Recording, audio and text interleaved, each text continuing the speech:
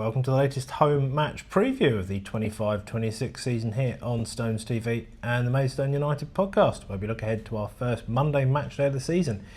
It's against them from over the bridge, it's Chelmsford. So to our bank holiday opponents from Essex and their summer transfer activity, of which there has been a lot. Mild understatement, exactly. To their departures then, Ted Collins, Cameron James, formerly of the Stones, Ruari Donaldson, Ryan Blackman, Louis Dunn, Jake Hyde, Arthur Penny, Charlie Ruff, Sam Oguntayo, signed by the Stones of course, Bradley Williams, Salim McCanby, Paul Appiah, formerly of the Stones, Jack Turner, Theo Duffin, Alfie Gilby, Demi Nicolau, all released. Kane Critchlow left for Sutton United. Freddie Hockey's contract was mutually terminated. Jazzy Barnum Bob left the club. And finally, Jacob Bland's contract was mutually terminated. So Nigel, a huge turnover of playing staff, just the 20 leaving at last count there. Yeah, I think a lot of that was partly due to them going full time, wasn't it? Yeah. They knew that was going to happen pre the end of the season. Yeah. Because obviously Robbie Simpson was manager last year, and they had that weird situation where Angelo Harrop was appointed. Yeah. I think it was back in the March time, wasn't it, when he was? Might have been before that. Yeah, but I was going to say, I think it was the same day that we had the game cancelled down at Salisbury, I think. Oh, blimey, it was a long way ago then. Yeah, I think it might have been November, December, yeah. Certainly So last yeah, year, yeah, exactly. So it's just a crazy situation, isn't it? You know, no wonder they didn't, get any sort of momentum last year. They was, as we will see going through it, they were saving a bit of the budget back for this year, wasn't they? So yeah, a bit harsh on Simpson maybe, but once your current employee is leaving at the end of the season, why would you sort of throw money at it to sort of, for what? You're not going to be relegated, are you? So you just might as well just tread water, which is what they did, and then set it all up for the summer spending spree, wasn't it? They have indeed. So to their signings, and the keepers, as is customary, at the top of the bill. Chris Haigh signed after leaving Worthing, and young goalkeeper Billy Eastman signed after a successful trial period after he'd had 11 years with Crystal Palace. Should I trot out the Chris Haigh conceding stats against the Stones, or should I leave it for this one, Nigel? Should I do it? Oh, go on then. Go on then. Chris Haig's last 7 games against the Stones see an aggregate scoreline of 19 goals conceded, and the 4 that the Stones have conceded. So we're looking forward to playing against him again, potentially.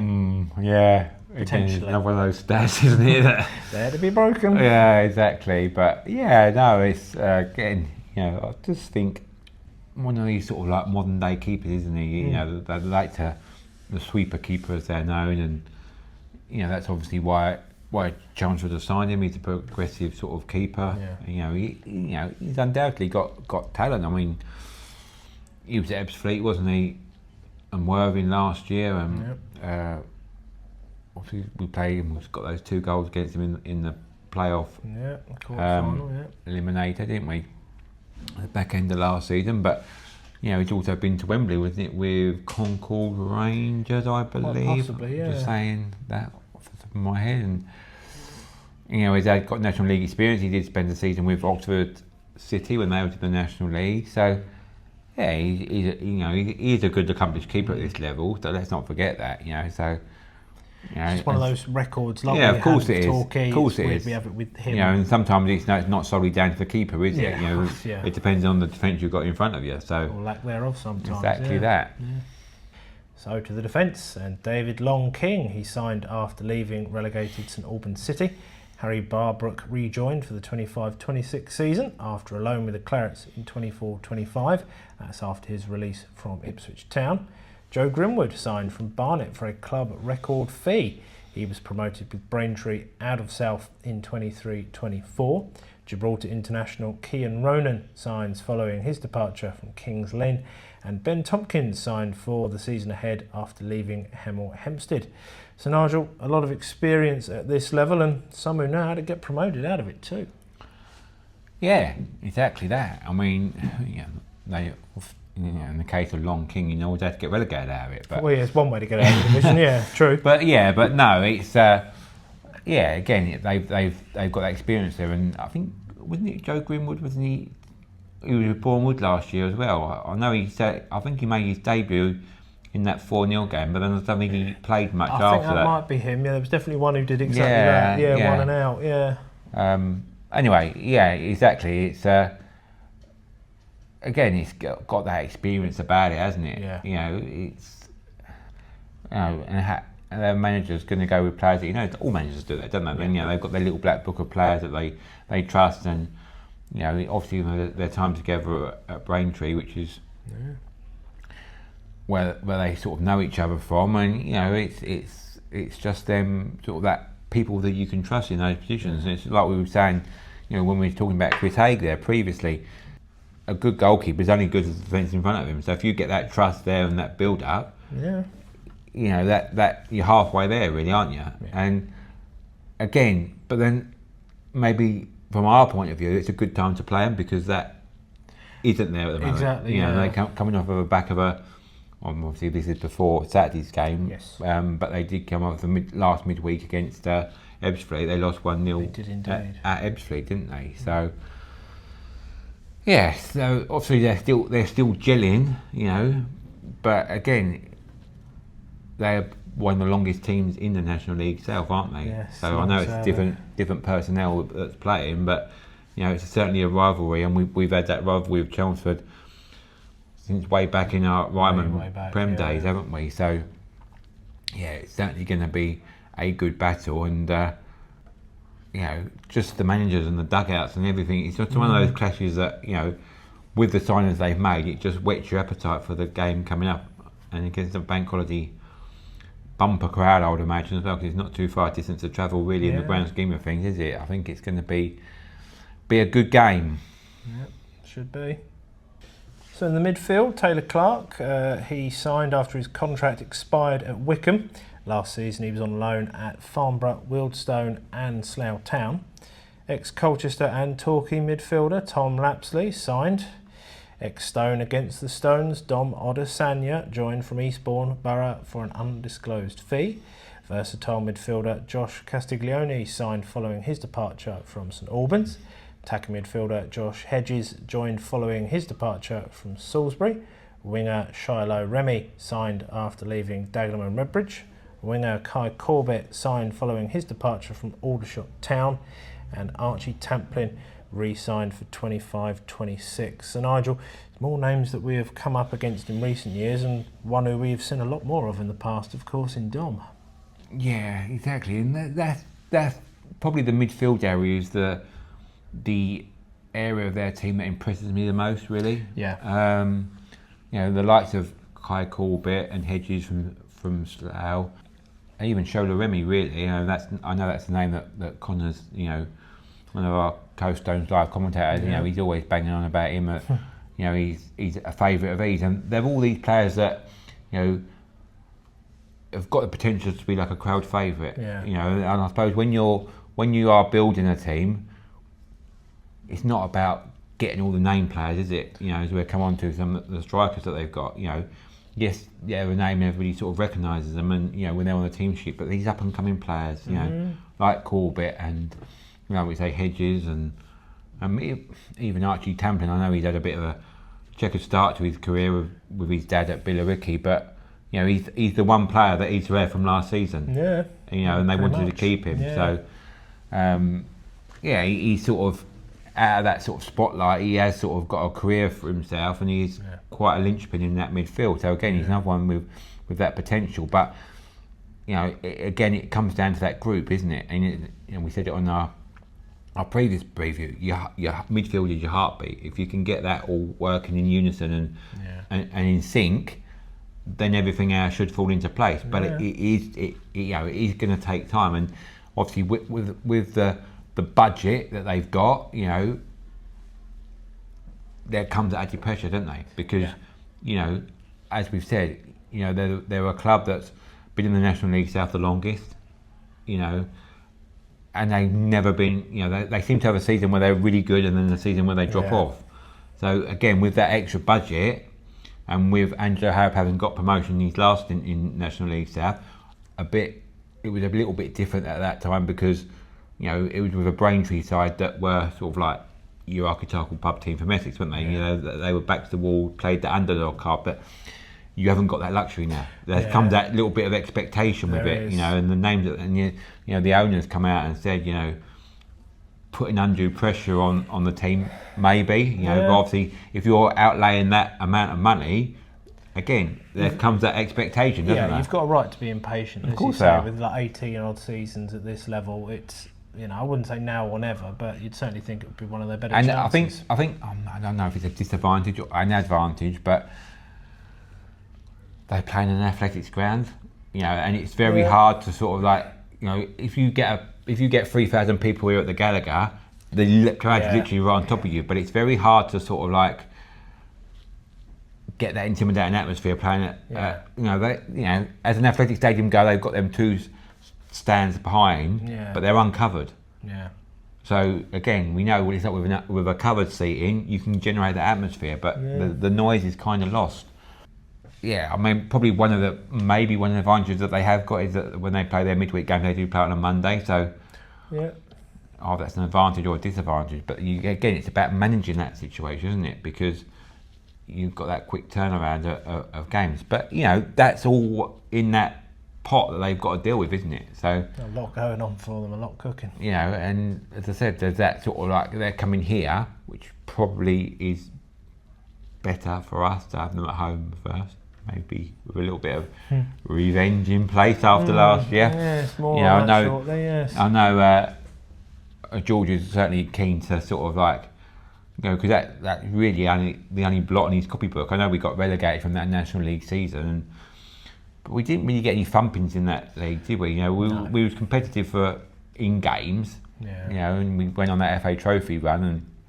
You know the history of since we've come back and the FA Cup run and that. So again, there's the expectations on us, but that one game, it's just that one game that it's just in there. It is. It's niggling away, isn't it? And against them as well. You know, from Essex. You know, it was. You just didn't mention it all last season, did you? And, no. You know, again, it's sort of like, you know, that little bit of expectation. It's the first time they've been here since then, so I'm sure it's going to have that little bit of extra spice to it. Certainly will, and we'll talk about those other games from the past shortly. But in the meantime, it's the striking options that the Clarets have up front. Ex-Stone against the Stones, Jack Barham. He signed a 2-year deal after departing Aldershot Town. Kai Torres joined from Barnet before then joining Concord Rangers on dual registration. Louis Kudiabor signed after a trial period. He scored 22 goals for Brightlingsea Regent last season. And Lyle Taylor signed after departing League 2 Colchester United. And of course, veteran frontman Ricky Holmes, he starts another season at the Melbourne Stadium for Chelmsford. So Nigel, it's another one we know a lot about from his spell with the Stones, as well as a big name from a bigger league. Yeah, big name. You know, I don't know he's actually been fit yet. I don't know. I think he's featured again. We've recorded before their Saturday game, but the first three he certainly has been in the squad. So, yeah, again, I mean, if he is in the squad, he's going to be wanting to make an impact, isn't he? And we all know what Jack Barham's like. But again, it's getting that set up to suit Jack Barham's game, because we know very much, you know, and the comparison's really there from our squad from this season. You know, last season we had Aaron Blair, and he's going to give you running for like 90 plus minutes. He's going to run that front line. He's going to run the channels and you know, balls over the top, and you know, he's going to run onto them. Whereas we've got Dion Moore this year, and he's more of a hold up sort of player, and you know, a big physical sort of player that's going to bring others into play. So again, it's just about. I mean, you know, looking at that's a comparison as well, isn't it? You know, because when Angelo Harrop did have that Braintree side, his main striker was Aaron Blair. So we know the similarities are there, aren't we? You know, that's you can you know, each manager's got their own DNA of the way they want to play and how they want to set up. So again, it's kind of like, yes, it's good having your players like the Lyle Taylors, but again, as a young up and coming manager, yes, he's got that promotion behind him, but he's got a lot of big egos in there. Oh, a lot. Yeah, as you say with the forwards, they always are, aren't they? Exactly that. You know, it's how you manage that situation, and coming off the not that great a start, you've got to sort of integrate all them big names and all them big egos into a squad. So, as I said previously, maybe this is the best time to play them early before they settle and before they get up ahead of steam. And yeah, it's just all set up for a really good game, isn't it? You know what I mean? It is. It's one of those ones that, if you've got the Torquay game again, they're another big club at this level, and but as home games go, you can't. I don't think there's going to be many better than this this season. Do you know what I mean? Or the potential to be as good as this. Indeed, exactly. With all those signings, it's going to be an intriguing contest, I'm sure. So in terms of form, the Clarets last season in National League South had as slow a start as the Stones did, frankly, until they came here and gave us that aforementioned kicking, which ultimately did more good for us than it did for them. They ultimately finished in 11th on 62 points, 17 points behind the Stones. Angelo Harrop took charge at the start of pre-season. Their friendlies included home games against QPR, Bromley and Arsenal. They had 4 wins, 2 draws and 2 defeats in that time. They scored 15 and conceded 7. They opened at home to Horsham with a narrow 1-0 win. Harrop becoming the first permanent manager to win their opening game in 12 years for Chelmsford. Before they had trips to Weston-super-Mare, which finished goalless, and the Ebbsfleet 1-0 loss. They hosted Chippenham on Saturday before we recorded this episode. So Nigel, how do you rate their chances this season? Another one of those sides we've mentioned before that yo-yo within the division, and it's their 18th consecutive season at this level. They clearly want to change that more than ever this year, don't they? Of course they do, and that's what I said. The pressure's there, but we're just looking for those the early season results. They've had 2 shutouts already. Yeah. They got a point down at Weston-super-Mare, but there's 2 games that they haven't scored a goal. Looking at the game prior to Saturday, we scored in every game we've played. Again, it is just getting them patterns of play right, isn't it? You've got to know when to play them balls to Jack Barham, because you've got to know when he's going to make that run. And again, you kind of put a target on your back because teams are going to be more aware and they know what Jack Barham's strengths are. Yeah. So defensively, you're going to be drilled to be stepping up. Don't give him that space in behind. And yeah, it's certainly going to be a test for the Stones defence, that's for sure. And equally, we're going to be a test for their defence as well, because it's going to be a different sort of personnel than what they're used to, and we're sort of changing our little way of playing this year. We haven't got that runner in behind, as we mentioned with Aaron Blair there. So again, we're a little bit more physical and we're a little bit more technical up front with John Gilbert there, and it's going to be intriguing. I keep saying it, don't I? But it is. It's one of those games that It's a thinker. Yeah, it is. It's going to be a sort of like a. We're going to know where we are, and like we said about last year's game, it's not going to be season defining, but hopefully there'll be some lessons to learn either way, for both teams. It will be. So the previous fixtures in the head-to-head between the two sides, the Stones had won 4 in a row in this fixture before last season's early season hammering and the goalless draw in the return fixture, but still finished above the Clarets. Do you think they could finish above the Stones this season with all of their signings, Nigel? Oh yeah, they certainly could, but whether they will or not is another matter, isn't it? That's the beauty of football. Yes. It's not played on paper, is it? It's played on 3G and grass. It's that's the challenge that they've got to overcome. That like I said, previously, that expectation that's on their back. Are they going to turn up on a Tuesday night at Chippenham and Weston-super-Mare, and they've been to Weston-super-Mare, but you get what I'm saying. When they are going to Chippenham as well before we record, but we get the idea. Yeah, exactly. But yeah, it's when they are a big fish now. They're a big name in this league, and teams are going to raise their game to them. So and they've got to match that expectation and still come away with the 3 points. So yeah, I mean, yes, to answer your question, yes, they can finish above us, but whether they will, as I say, is a different matter. Certainly is. So remember, if you can't make it to the game on Monday, be sure to tune in to Joe and Alex from 2:40 on Stones Live.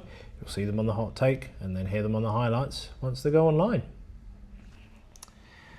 Well, last time Chelmsford came to the Gallagher, it was a 5-star performance from the visitors. Here's hoping that the Stones can get a result come rain or shine on Monday. How do I find the time to come up with these outros?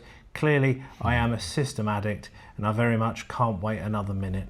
Alas, we all fall down at the slightest touch. It's 5-star. Nigel looking like whenever you're ready. Our thanks to you all out there as ever for watching or listening to the latest preview here on YouTube and wherever you get your podcasts, of course. Just search for the Maidstone United podcast. See or hear you for our next preview ahead of the next league away game of the season, a trip to last season's playoff quarter-final opponents, Worthing. And as always, come on, you Stones!